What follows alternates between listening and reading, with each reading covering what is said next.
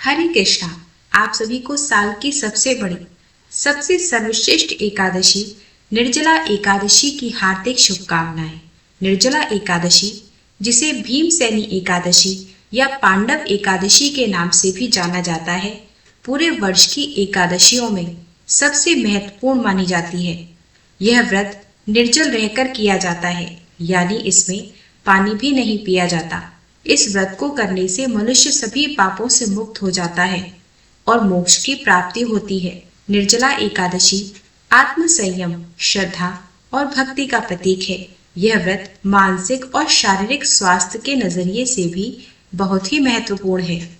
एकादशी का व्रत भगवान विष्णु की आराधना को समर्पित होता है। इस एकादशी का व्रत करके श्रद्धा और सामर्थ्य के अनुसार दान अवश्य करना चाहिए। इस दिन विधि पूर्वक जल कलश दान करने वालों को पूरे साल की एकादशियों का फल मिलता है। इस प्रकार जो इस पवित्र एकादशी का व्रत करता है, कथा सुनता है या दूसरों को सुनाता है, विष्णु भगवान के प्रति शुद्ध भक्ति रखता है, दूसरों की निंदा नहीं करता, झूठ नहीं बोलता।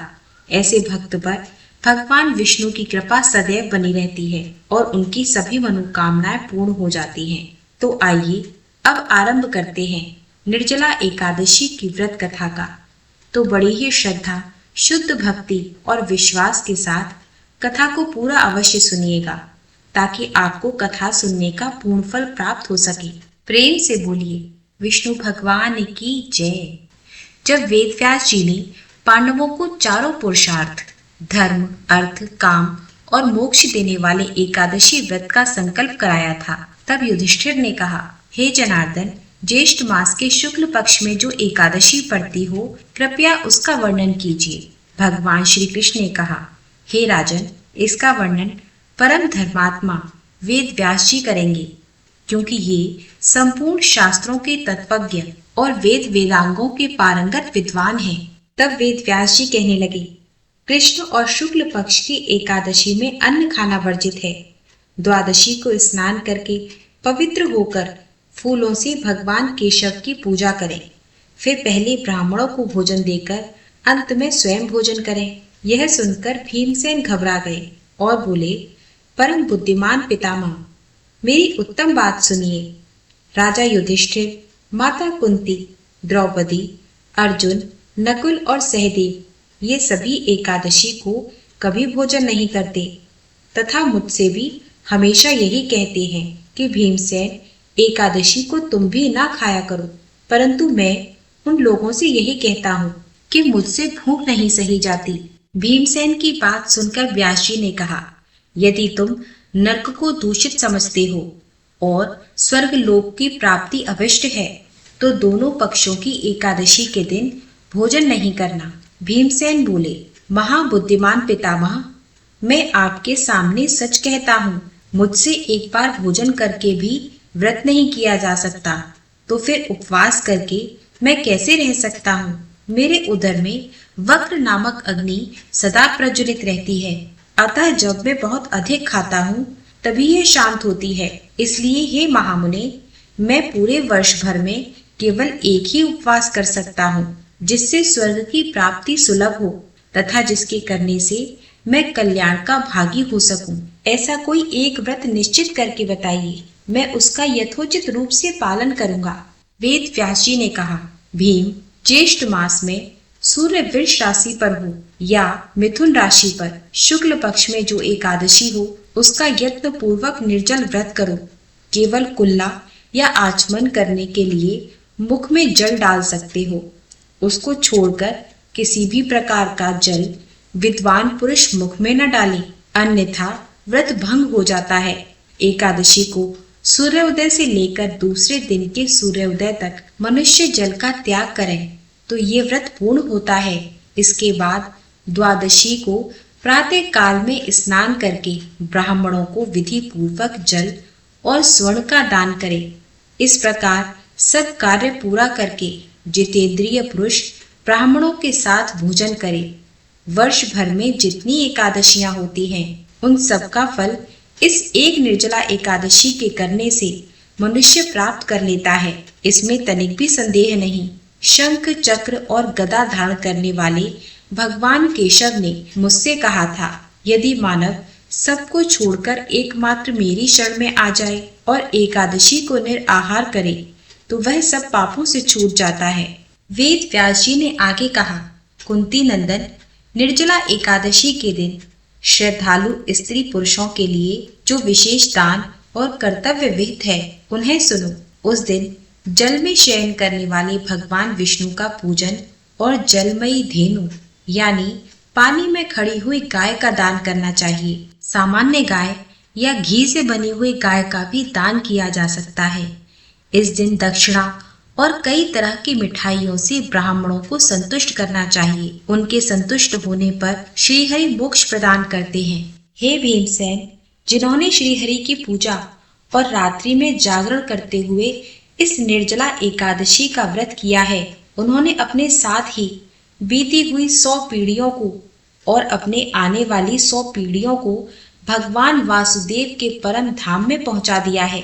निर्जला एकादशी के दिन अन्न, वस्त्र, गौ, जल, सुंदर आसन, कमंडल और छाता दान करने चाहिए। जो श्रेष्ठ तथा सुपात्र ब्राह्मण को जूता दान करता है वह सोने के विमान पर बैठकर स्वर्ग लोक में प्रतिष्ठित होता है। जो इस एकादशी की महिमा को भक्ति पूर्वक सुनता अथवा उसका वर्णन करता है वह स्वर्ग लोक में जाता है। चतुर्दशी युक्त अमावस्या को सूर्य ग्रहण के समय श्राद्ध करके मनुष्य जिस फल को प्राप्त करता है वही फल इस कथा को सुनने से भी मिलता है। हे भीमसेन, ज्येष्ठ मास में शुक्ल पक्ष की जो शुभ एकादशी होती है उसका निर्जल व्रत करना चाहिए। इस दिन श्रेष्ठ ब्राह्मण को शक्कर के साथ जल के घड़े का दान करना चाहिए। ऐसा करने से मनुष्य भगवान विष्णु के समीप पहुंचकर आनंद का अनुभव करता है। इसके बाद द्वादशी को ब्राह्मण को भोजन कराने के बाद स्वयं भोजन करे। जो इस प्रकार पूर्ण रूप से पाप नाशनी निर्जला एकादशी का व्रत करता है वह सब पापों से मुक्त हो आनंदमय पद को प्राप्त करता है। यह सुनकर भीमसेन ने भी इस शुभ एकादशी का व्रत आरंभ कर दिया। प्रेम से बोलिए विष्णु भगवान की जय। अब सुनिए 11 माता एकादशी की कथा। मुर नाम का एक बड़ा ही बलवान और भयानक दैत्य उत्पन्न हुआ। उस प्रचंड दैत्य ने इंद्र, आदित्य, वसु, वायु, अग्नि आदि सभी देवताओं को पराजित करके स्वर्ग से निकाल दिया। तब इंद्र सहित सभी देवताओं ने भयभीत होकर भगवान शिव से सारा वृत्तांत कहा और बोले, हे कैलाशपति, मुर दैत्य से भयभीत होकर सब देवता मृत्यु लोक में फिर रहे हैं।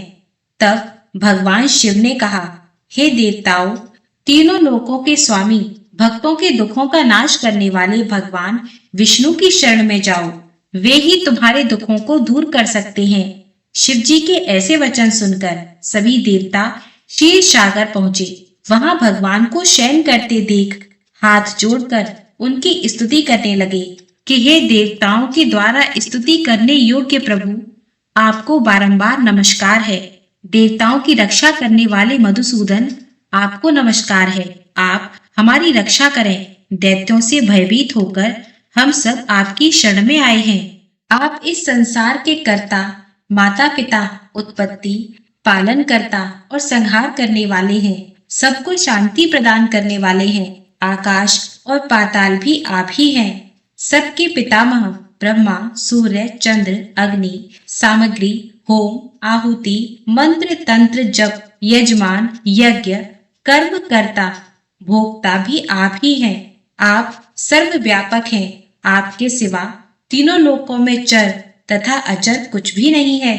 हे भगवान, दैत्यों ने हमको जीतकर स्वर्ग से भ्रष्ट कर दिया है और हम सब देवता इधर उधर भागे भागे फिर रहे हैं। आप उन दैत्यों से हम सबकी रक्षा करें। इंद्र के ऐसे वचन सुनकर भगवान विष्णु कहने लगे, हे इंद्र, ऐसा मायावी दैत्य कौन है जिसने सब देवताओं को जीत लिया है और उसका नाम क्या है?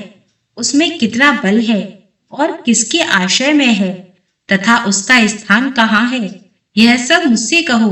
भगवान के ऐसे वचन सुनकर इंद्र बोले, हे भगवान, प्राचीन समय में एक नाड़ी जंग नामक राक्षस था। उसके महापराक्रमी और लोक विख्यात मुर नामक एक पुत्र हुआ। उसकी चंद्रवती नाम की नगरी है। उसी ने सब देवताओं को स्वर्ग से निकालकर वहां अपना अधिकार जमा लिया है। उसने इंद्र, अग्नि, वरुण, यम, वायु, ईश, चंद्रमा, नक्षत्र आदि सबके स्थान पर अपना अधिकार कर लिया है। सूर्य बनकर स्वयं ही प्रकाश करता है, स्वयं ही मेघ बन बैठा है और सबसे अजेय है। हे असुर निकंदन, उस दुष्ट को मारकर देवताओं को अजय बनाइए। यह वचन सुनकर भगवान ने कहा, हे देवताओं, मैं शीघ्र ही उसका संहार करूंगा। तुम चंद्रावती नगरी जाओ। इस प्रकार कहकर भगवान सहित सभी देवताओं ने चंद्रावती नगरी की ओर प्रस्थान किया। उस समय जब दैत्य मुर सेना सहित युद्ध भूमि में गरज रहा था, उसकी भयानक गर्जना सुनकर सभी देवता भय के मारे चारों दिशाओं में भागने लगे।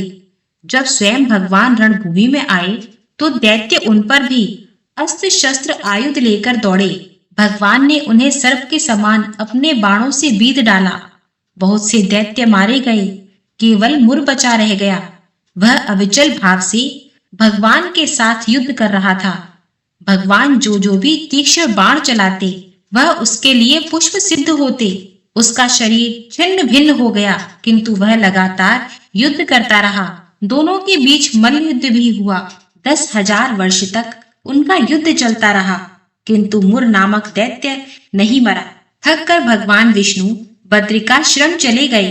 वहां हेमवती नामक सुंदर गुफा थी, जिसमें विश्राम करने के लिए भगवान उसके अंदर प्रवेश कर गए। यह गुफा 12 योजन लंबी थी और उसका एक ही द्वार था। विष्णु भगवान वहां योग निद्रा की गोद में सो गए। वह दैत्य मुर भी भगवान के पीछे पीछे आ गया और भगवान को सोया हुआ देखकर मारने को तैयार हुआ। तभी भगवान के शरीर से एक उज्जवल कांतिमय रूप वाली देवी प्रकट हुई। देवी ने राक्षस मुर को युद्ध के लिए ललकारा और तत्काल ही उसे मौत के घाट उतार दिया। श्री हरि जब योग निद्रा से जागे तो सब बातों को जानकर उस देवी से कहा, हे देवी, आपने मेरी रक्षा की है। आपका जन्म एकादशी के दिन हुआ है, अतः आप उत्पन्ना एकादशी के नाम से पूजित होगी। आपके भक्त वही होंगे जो मेरे भक्त हैं। प्रेम से बोलिए, विष्णु भगवान की जय, एकादशी माता की जय। अगर कथा पसंद आई है तो प्लीज वीडियो को लाइक करके शेयर जरूर कीजिएगा और कमेंट बॉक्स में ओम नमो भगवते वासुदेवाय जरूर लिखिएगा।